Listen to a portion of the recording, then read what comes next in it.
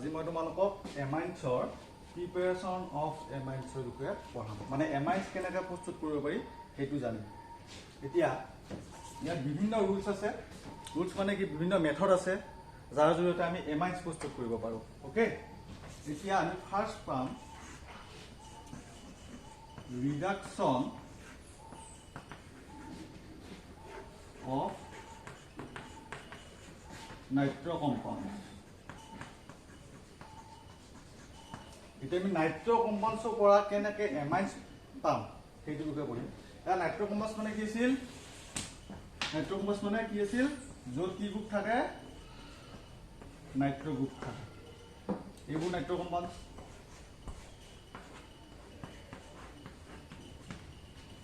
এইটো R থাকিলে কি হ'ব এইটো এলকাইল নাইট্ৰ কম্পাউণ্ডছ আৰু এইটো হৈছে এৰাইল নাইট্ৰ কম্পাউণ্ড যিহেতু ইয়াত এৰাইল গ্ৰুপ আছে গতিকে ইয়াৰ পৰা আমি ৰিডাকশ্যন কৰি কেনেকৈ এমাইন্স পাম সেইটো আমি ফাৰ্ষ্ট পঢ়িম এতিয়া চোৱা ইয়াত আমি ৰিডাকশ্যন অফ নাইট্ৰ কম্পাউণ্ডছত আমি কি কেটালিষ্ট দিম প্লেটিনাম নাইবা পেলেডিয়াম নাইবা নিকেল দিম লগতে ইন প্ৰেজেন্স অফ কি দিব লাগিব in presence of H2 or acidic solution আমি কি কেটালিষ্ট দিম platinum Palladium nickel in presence of H2 or acidic solution এতিয়া আমি ৰিয়েকশ্যনটো চাম ৰিয়েকশ্যনটো কেনেকৈ হয়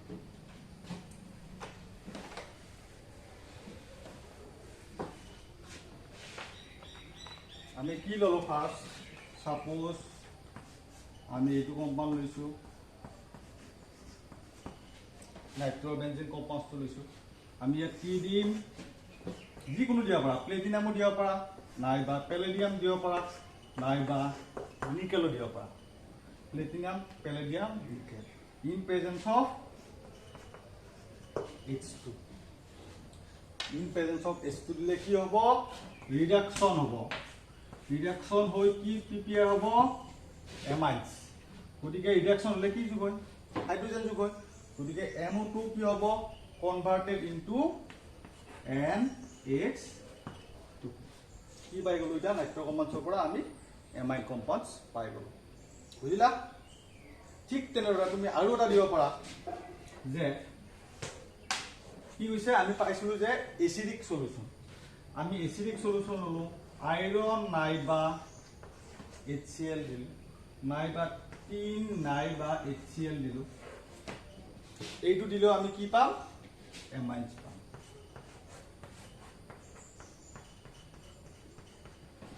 গতিকে এইটো হৈছে first method for reduction of nitro compounds কি কৰিব লাগিব আমি প্লেটিনাম নাইবা পেলেডিয়াম নাইবা নিকেল কেটালিষ্ট ল'লা ইন প্ৰেজেন্স অফ H2 ল'লা কি উৎপন্ন হ'ব এমাইন উৎপন্ন হ'ব ঠিক তেনেদৰে তোমালোকে এচিডিক সলিউশ্যন FeHCl নাইবা SnHCl দিবা কি পাম আমি এমাইন্স পাম ওকে ঠিক তেনেদৰে আৰু এটা এলকাইল এমাইন্স লোৱা তোমালোকে এলকাইল নাইট্ৰ কম্পাউণ্ডছ লোৱা CH3NO2 এই CH3NO2 যদি তোমালোকে প্লেটিনাম আৰু হাইড্ৰোজেন দিয়া আমি যিকোনো এটা লৈছো প্লেটিনাম লৈছো কি হৈ যাব CH3NH2 ওকে বুজি পাইছা এতিয়া চোৱা এই দুটা মেথড পাইছো আমি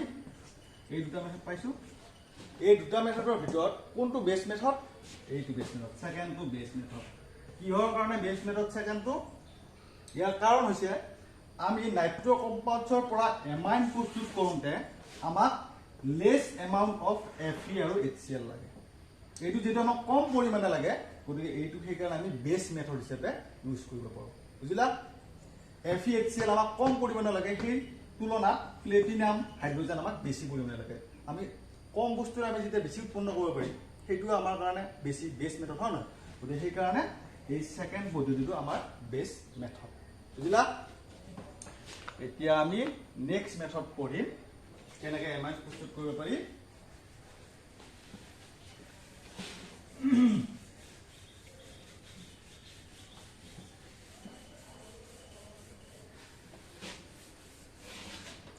এতিয়া নেক্সট মেথডটো হৈছে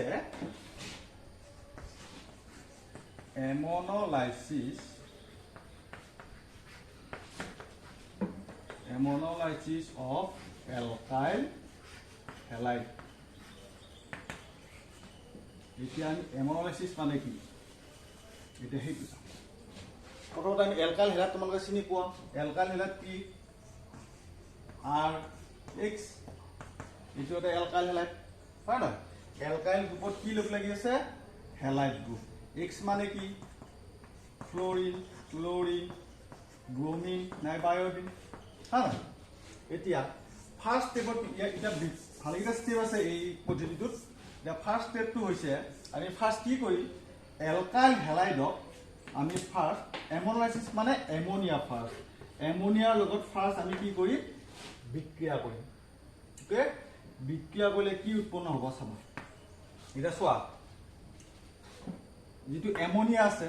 ইয়াত নাইট্ৰোজেনৰ ওপৰত কি আছে লং পেয়াৰ অফ ইলেক্ট্ৰন আছে হয় না নাইট্ৰোজেনৰ ওপৰত লং পেয়াৰ অফ ইলেক্ট্ৰন আছে মানে ই ইলেক্ট্ৰন দিব পাৰে গতিকে ই কি কৰিব নিউক্লিওফাইল হিচাপে কাম কৰিব নিউক্লিওফাইল মানে কি যাৰ তাত এক্সট্ৰা ইলেক্ট্ৰন থাকে সেইটো হৈছে নিউক্লিওফাইল আৰু এতিয়া চোৱা RH R আৰু X ৰ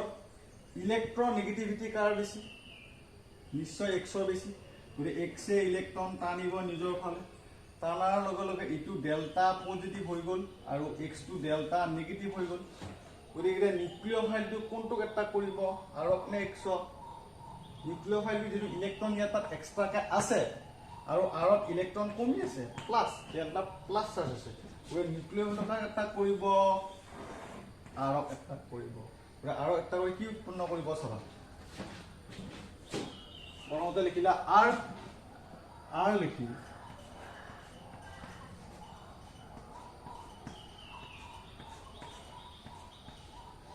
গতিকে এই কম্পাউণ্ডটো ফৰ্ম কৰিলে আৰৰ লগত কি বিক্ৰিয়া কৰিছে নাইট্ৰোজেনৰ লগত কানেক্ট হৈ গৈছে আমি NH3 টো আমি বুজিব পৰা কাৰণে NH2 আমি সুবিধাৰ কাৰণে NH2H এনেকৈ লিখিলো তাৰ পিছত এইটো X2 কি হৈছে মাইনাস হৈছে গতিকে এইটো এটা সাবস্টিটিউটেড অ্যামোনিয়াম সল্ট প্রস্তুত কৰিলে সাবস্টিটিউটেড অ্যামোনিয়াম সল্ট এতিয়া কি দিবা ইয়া সেকেন্ড স্টেপত আমি একেলগে কৰি মানে বিক্ৰিয়াটো এটা সেকেন্ড স্টেপত কি দিবা আমি এটা বেস দিবা সোডিয়াম হাইড্রোক্সাইড নাইবা পটাসিয়াম হাইড্রোক্সাইড তোমালোকে যি দিয়া আমি সাপোজ সোডিয়াম হাইড্রোক্সাইড দিছো সোডিয়াম হাইড্ৰোক্সাইডত Na+ আৰু OH- হিচাপে থাকে হয় না Na+ আৰু OH-। এতিয়া চোৱা এতিয়া নাইট্ৰোজেনত ইলেক্ট্ৰন কমি আছে হয় না নাইট্ৰোজেনৰ ইলেক্ট্ৰন কমি আছে গতিকে OH- টোৰ ইলেক্ট্ৰন মাইনাস আছে না মাইনাস ইটো Na+ ইটো কেটা হিচাপে আছে OH টো Ni হিচাপে আছে গতিকে যেটো নাইট্ৰোজেনৰ ইলেক্ট্ৰন কমি আছে ই আনস্টেবল হৈ আছে গতিকে এই হাইড্ৰোজেনটো ইলেক্ট্ৰন কি দিলে নাইট্ৰোজেনক দিলে এই হাইড্ৰোজেনে ইলেক্ট্ৰন কাক দিলে নাইট্ৰোজেনক দিলে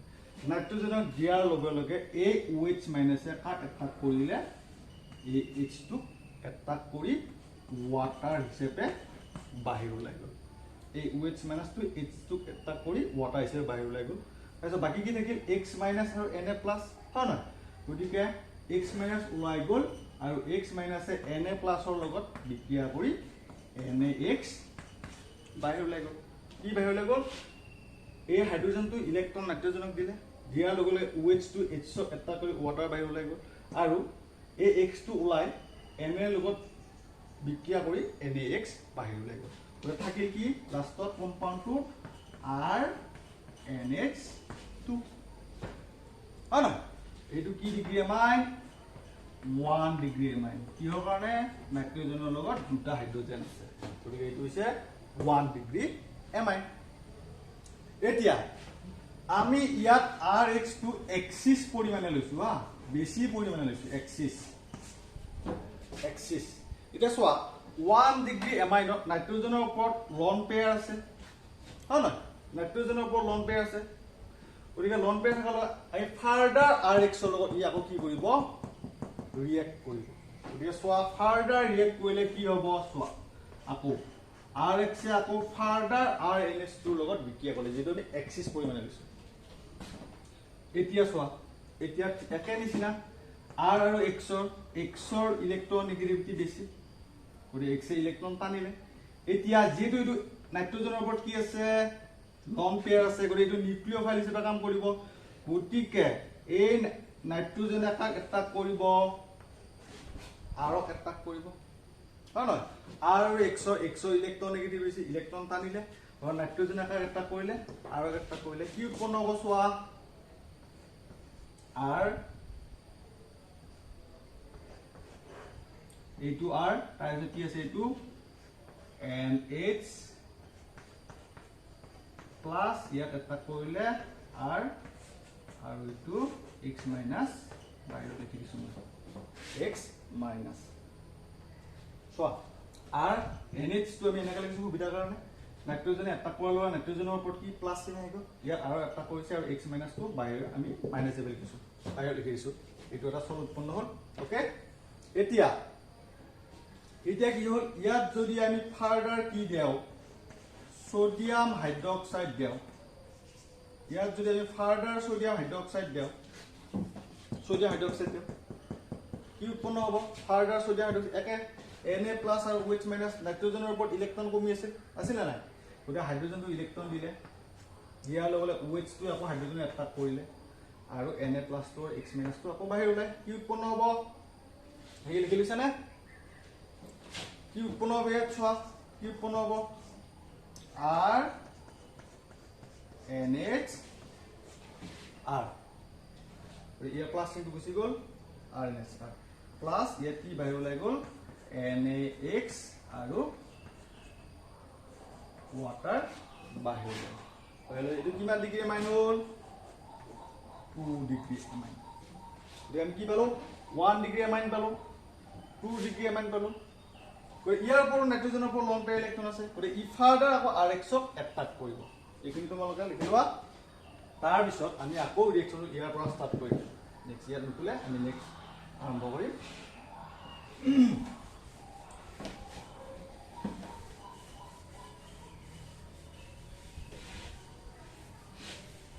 দেখোৱা কি হৈছে এটো কি হৈছে 2 ডিগ্ৰী এমাইন পালো 6 ইয়াত লিখিম মই 2 ডিগ্ৰী এমাইন RNH R এটো 2 ডিগ্ৰী এমাইন এটো লিখি লৈছো মই ইয়াৰ ফাৰ্ডাৰ কাৰ বিক্ৰিয়া কৰিছে তাৰ লগত RX ৰ লগত যেটো আমি এক্সিস কৰিবলৈ লৈছো আৰু ইয়াত লং পেয়াৰ আছে ই ফাৰ্ডাৰ নিউক্লিওফাইল হিচাপে কাম কৰিব হয় না গতিকে RX ৰ X ৰ ইলেক্ট্ৰন নেগেটিভিটি বেছি একা নিচিনা যে এনেকা এটা কৰিব আৰু এটা কৰিব কি উৎপন্ন হ'ব R N R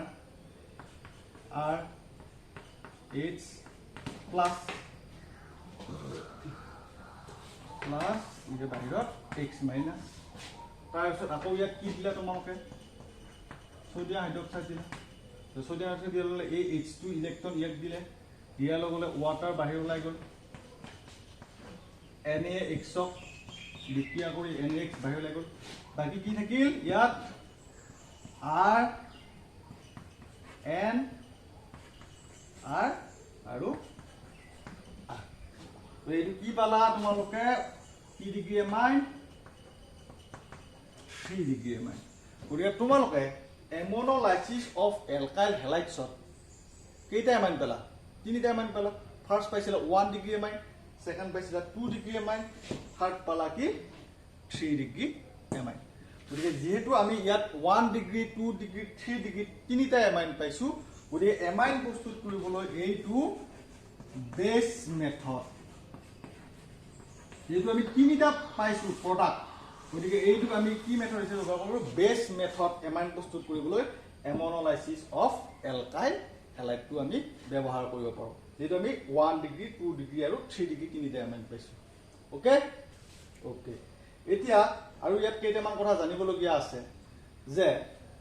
মনত ৰাখিবা 1 ডিগ্ৰী 2 ডিগ্ৰী আৰু 3 ডিগ্ৰী এমাইনৰ ভিতৰত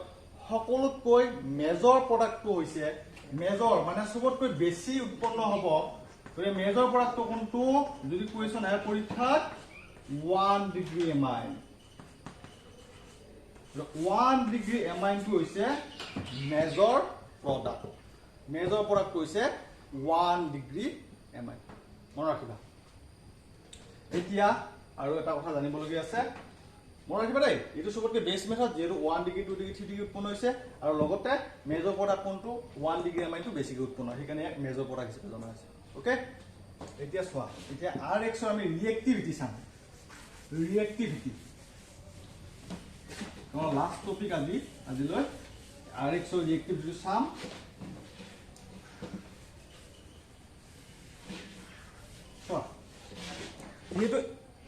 যিহেতু Rx কাৰ লগত বিক্ৰিয়া কৰিছে, এমাইনৰ লগত বিক্ৰিয়া কৰি গৈ আছে, গতিকে এতিয়া Rx মানে তোমালোকে কি পাইছা, R আয়োডিন পাইছা। এইটো আমি ৰিয়েক্টিভিটি বুলি লিখিলো। ৰিয়েক্টিভিটি মানে সক্ৰিয়তা Ri, R Br, R Cl আৰু আমি Rfটো নধৰো। কিহৰ কাৰণে নধৰো আমি পিছত কৈ আছো। Ri, Rbr, Rcl এই তিনিটাৰ ভিতৰত কোনটো সকলোতকৈ আগতে এমাইনছটোৰ লগত বিক্ৰিয়া কৰিব। এমোনাইচিছ এলকাইল হেলাইডছত এই এলকাইল হেলাইডকেইটাৰ ভিতৰত কোনটো আগতে সকলোতকৈ ফাৰ্ষ্ট বিক্ৰিয়া কৰিব। কোনটো হ'ব?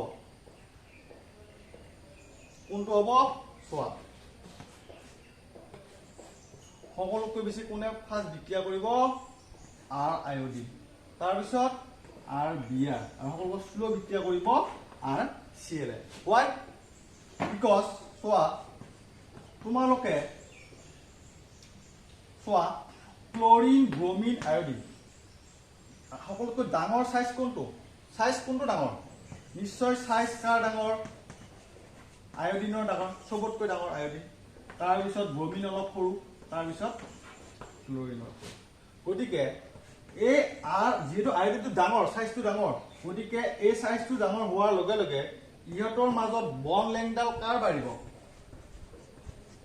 বন্ড লেংথ কাৰ বাঢ়িব? Ri, তাৰপিছত Rbr হ'ব, অলপ চুটি হ'ব, তাৰপিছত Rcl, এইটো সকলোতকৈ চুটি হ'ব। এতিয়া যিহেতু ইয়াৰ বন্ড লেংথডাল দীঘল, Ri চবতকৈ বন্ড লেংথডাল দীঘল, কিহৰ কাৰণে? আয়োডিনৰ সাইজ বেছি, গতিকে বন্ড লেংথডাল দীঘল হোৱাৰ লগে লগে ইয়াক ব্ৰেক কৰাত কি হ'ব? সহজ হ'ব, হয় নহয়? যেহেতু বন্ড লেংথ বেছি, গতিকে Ri বন্ড এনথালপি লেছ, গতিকে ইয়াক ব্ৰেক কৰা সহজ হ'ব, ইয়াক অলপ টান হ'ব, ইয়াক আৰু টান হ'ব। গতিকে সকলোতকৈ সক্ৰিয়তা ৰিয়েক্টিভিটি কাৰ বেছি হ'ব? Ri, মানে Ri সকলোতকৈ এমোনাইচিছত এলকাইল হেলাইডছত Ri বেছি ফাৰ্ষ্ট ৰিয়েক্ট কৰিব। বুজিলা? কিহৰ কাৰণে? আয়োডিনৰ সাইজ বেছি, সাইজ বেছি হোৱাৰ লগে লগে কি হৈ যাব? Ri মাজত বন্ড লেংথ বেছি হ'ব, বন্ড লেংথ বেছি হোৱাৰ লগে লগে বন্ড এনথালপি কি হৈ যাব? কমি যাব, আৰু Ri আমি সহজে কি কৰিব পাৰিম? ব্ৰেক কৰিব পাৰিম। আৰু সেইকাৰণে Ri সকলোতকৈ আগতে এই ৰিয়েকশ্যনটো দেখুৱাব। বুজিলা? এতিয়া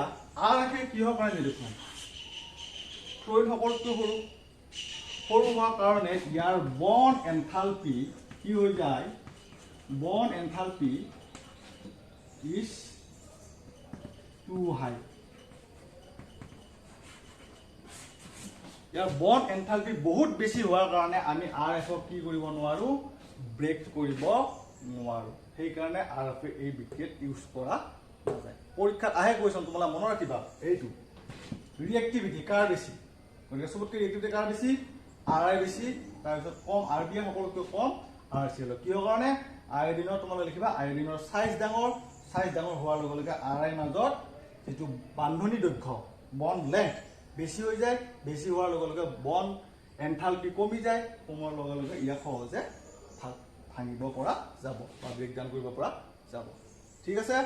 তোমালোকে এই দুটা মেথড পঢ়িলা, ৰিডাকশ্যন অফ নাইট্ৰ কম্পাউণ্ডছৰ ফাৰ্ষ্টটো আৰু 2 নম্বৰ এমোনাইচিছ অফ এলকাইল হেলাইডছ। অ'কে, গতিকে কিবা বুজি নাপালে সুধিবা তোমালোকে। আজিলৈ এইখিনিয়ে, থেংক ইউ।